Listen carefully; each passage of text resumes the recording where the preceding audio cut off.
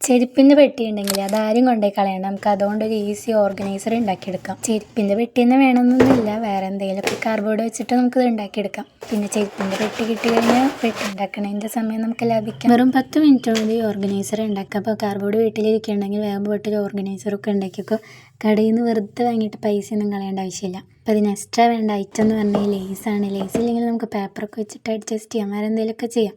അപ്പോൾ ലേസ് ഉള്ളപ്പോൾ കുറച്ചും കൂടി എസ്തെറ്റിക് ക്യൂട്ട് ലുക്കൊക്കെ കിട്ടും. അതില്ലെങ്കിലും കുഴപ്പമില്ല, നമുക്ക് വേറെ എന്തെങ്കിലുമൊക്കെ വെച്ച് അഡ്ജസ്റ്റ് ചെയ്ത് കഴിഞ്ഞാലും ക്യൂട്ടായിട്ട് കിട്ടും. ഈ ഓർഗനൈസർ ഉണ്ടാക്കാനാണെങ്കിൽ പ്രത്യേകിച്ച് ഒരു പണിയില്ല, കാരണം ഓൾറെഡി പെട്ടി സെറ്റ് ആയതുകൊണ്ട് വേറെ പണിയൊന്നുമില്ല. സെക്ഷനാക്കി വെക്കുക എന്നുള്ളൊരു പണി മാത്രമേ ഉള്ളൂ. പിന്നെ എന്താ, ലേസൊക്കെ ചുറ്റിക്കൊടുക്കുക, അത്രയേ ഉള്ളൂ.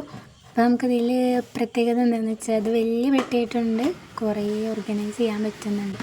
ആ സൈഡിൽ ബുക്കും പിന്നെ ബാക്കിയുള്ള സ്ഥലത്ത് സ്റ്റേഷനറി ഐറ്റംസ് അങ്ങനെ എന്ത് വേണമെങ്കിൽ നമുക്ക് സ്റ്റോർ ചെയ്ത് വയ്ക്കാം. അപ്പോൾ വീഡിയോ ഇഷ്ടപ്പെട്ടാൽ ലൈക്ക്, ഷെയർ, സബ്സ്ക്രൈബൊക്കെ ചെയ്യുക. അപ്പോൾ എല്ലാവർക്കും ബൈ.